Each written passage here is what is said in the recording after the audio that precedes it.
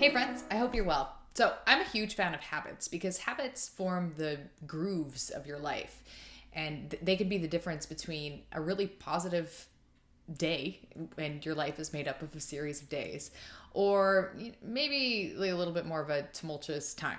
I have my share of good habits and bad. I am constantly striving towards developing better habits, but it's a work in progress as it is for all of us. But on the other side of habits, in a totally different field, but equally important to having really good days and having a really good life, is the idea of novelty. This is something I've been struggling with, and probably a lot of you as well, because of COVID.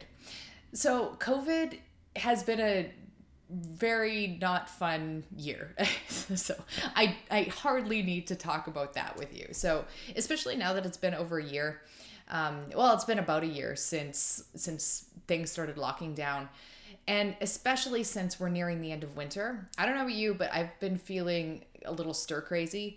I've been fairly patient of this entire process, doing what I can to stop the spread, not contribute any harm to others, and so on, and just keeping safe. But what that ends up meaning is a real lack of novel experiences. So a lot of things that we like to do for novelty in our lives, things like going to parties or shows or traveling anywhere, are things that we can't really do right now. And we don't even get the novel experience of leaving the house to go to work, a lot of us anyway, or interacting with new faces. A lot of us, myself included, spend a ton of time at home, like sometimes not even leaving the house for a week at a time. And that gets really repetitive. And I have a high tolerance for being alone and being in experiencing repetition. I can handle it, and most of us can. But I've just been getting so antsy. It just so get me out of this house, get me out of these walls. I'm sick of the cold and the lack of real socializing, seeing people's faces on a computer screen instead of in person, and so on. So I was thinking about it, and one of the reasons that novelty is so important is that it helps create memories.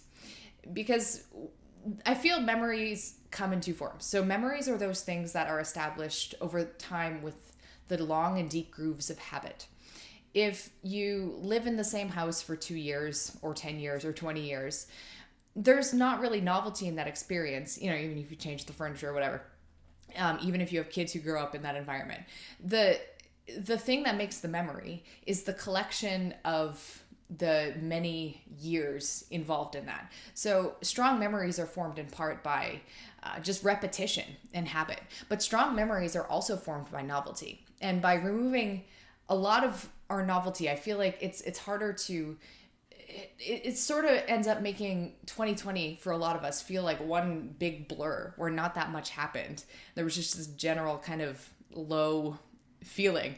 So I created a list. And I'm going to talk a little bit more about creating lists of ideas tomorrow. But I ended up with 14 ideas of how to get some novelty in your life, especially during COVID. And these are things that I've mostly done.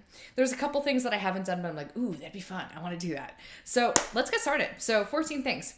Number one, just did this yesterday. Go for a walk in a different neighborhood if you can, or a bike ride. That would probably be more environmentally friendly if you don't have to drive to a new location. But we have local walking paths. We have a local park. We go to these places a lot.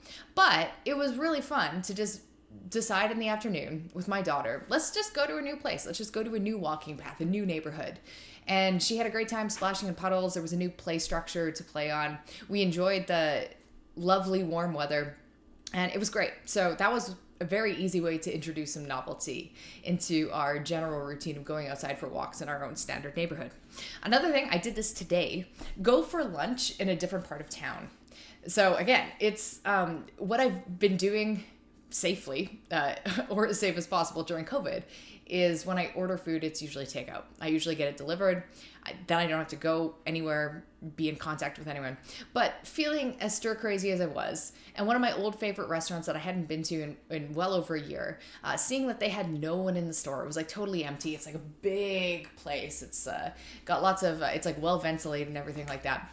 Just decided to go for lunch at an old haunt that I hadn't visited in a while that isn't in my neighborhood. It just happened to be in and around the area that I was doing errands. And that was so refreshing just to It was like familiar and old, but just going somewhere new, even if not during COVID. We typically have our standard haunts, but go to a different place. I think that's an easy one too. So you could, number 3, do a different activity with a friend or partner. So it's really standard to just do something like watch Netflix. What do you want to do tonight? I don't know, we could watch this movie. I don't know, we could continue watching the show. That's all well and good. But you could always try an evening where you do something like play a card game, like an old person. This is kind of my fun way of adding novelties. Like instead of watching TV, let's play a rousing game of cribbage. That's another fun way to, and it is fun. I promise. Cribbage is really fun. Anyway, number 4, do a different activity with your kid or your inner child, if that's what you have. So one thing that I've done with my daughter recently is we were given a couple actually, but we were given a floor puzzle for Christmas and we hadn't cracked it open yet. And it was like a 48-piece puzzle. I mean, the pieces are big, but it's still like puzzles are challenging. And she wasn't even 3 at the time. So, you know what? It was a cold day. It was a cold morning. And I was like, okay, we got a couple hours to kill, so let's do a puzzle. And we ended up having a great time. That wasn't an activity that we'd enjoyed together before. And it was definitely on the difficult side for her, but we were able to work together and figure it out, such that she wants to do a puzzle. Like pretty much every week, she's asking, hey, can we do this puzzle again? We got our family gifted us a different kind of puzzle. We have like a few different types now, so that's become an enjoyable activity. But it was novel the first time we did it, and it was great. So as a parent, I'm always trying to think of ways to give my child memories, and it's been very difficult when a third of her life has been spent in a pandemic. Anyway, number 5, you could do a 30-day trial. So 30-day trials are one of my favorite ways to install a new habit. So if you're like, I wonder what it'd be like to be a vegetarian for 30 days. Or I wonder what it'd be like to not have takeout for 30 days. Or to home cook every meal for myself for 30 days. Or I guess everything I'm saying right now revolves around food. What would it be like to do yoga for 30 days? Or practice piano for 30 days in a row? Something like that is a way to add novelty. Now, I really love how 30-day trials, which sometimes then go on to be 60 days or 90 days, it just depends on the momentum. But I like how that ends up sort of defining a part of your year. So if you spend 3 months dabbling with something, like, oh, hey, yeah, so last year I did like 60 days of drawing and I got really into drawing. And then I tried doing I spent 3 months running, where every day I went for a run, even if it's just 5 minutes or something. It gives you more definition to the year, because you can look back on your year and see like, oh, I tried this, that, and that. So 30-day trials are a really good way to build those year-forming memories. That's a fun one. Number 6, you cook a different meal. So most of us have our standard repertoire of meals that we make.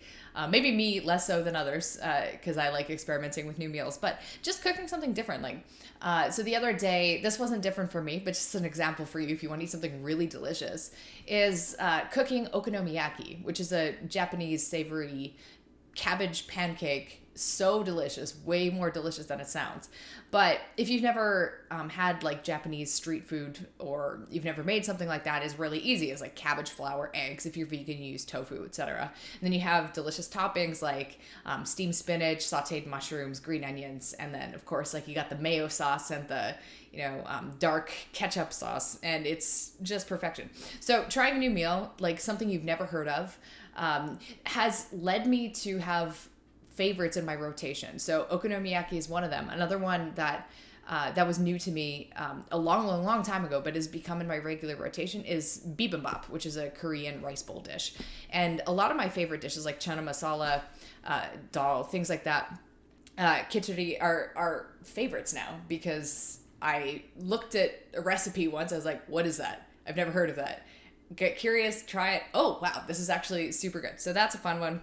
Another fun thing on the theme of meals, or cooking a different type of meal, is cooking a different style of meal, in the sense that if you regularly just, eat, like cook a dish and then eat it in front of the TV or the internet or whatever, you could, especially if you have someone to share this with, like a child or significant other or someone you're hanging out with during COVID, do like a 3-course meal. Make like a starter and a main and a dessert and serve it one at a time. And that can make for a really special evening with maybe a little bit more effort, but not that much more.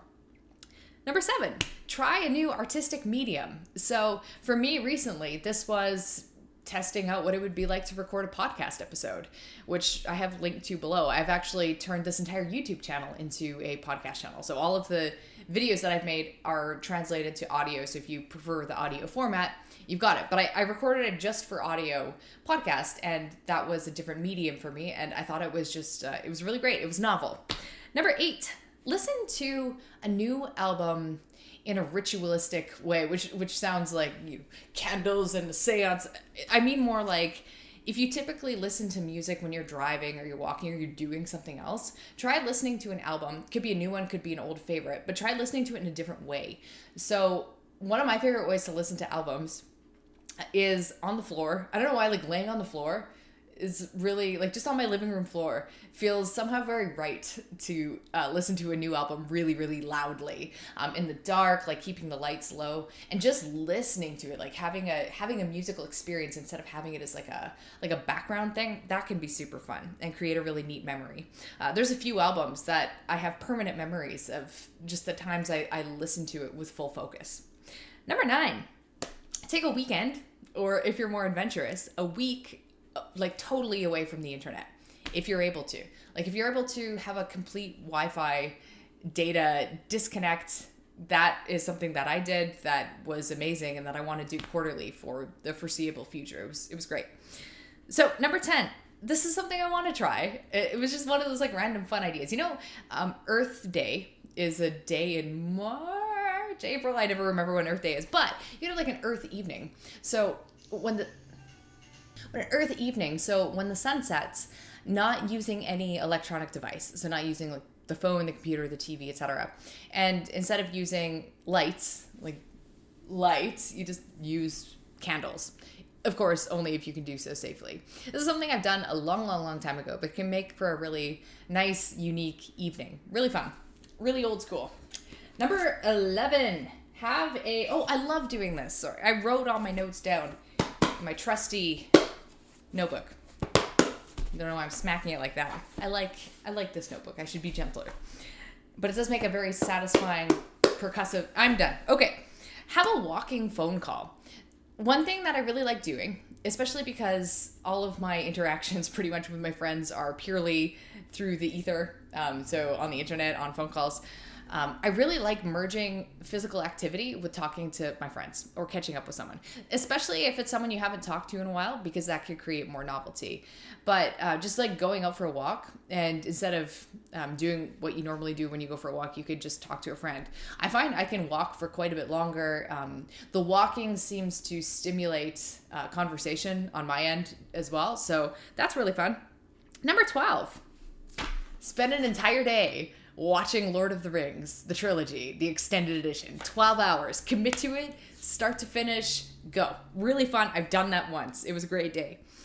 Number 13. And for the record, watching all of the Lord of the Rings movies in one day is way more memorable than just watching them one at a time. It creates like a very interesting... I will not forget that day. I will not forget the fact that I watched it in bed and that basically like all of my meals were pure junk food. It was wonderful. Permanent memory. Number 13. Live in a place like Saskatchewan where the weather is novel all the time. So it's been really beautiful the last few days here. It's been above seasonal. It's been like 40 to 45 degrees Fahrenheit, around, 5 to 10 degrees Celsius. And it's really starting to feel like spring. And today it's supposed to snow and get really cold again. So it always keeps you guessing. And finally, journal to keep track of the novel experiences that you're having. Because I find that by recording your life, keeping track of the fun you're having and the things that you're doing, it encourages more of the same, because you're going to be paying attention to how you can continue to have an interesting, memorable, noteworthy life. And that's it for me today. I will catch up with you guys tomorrow.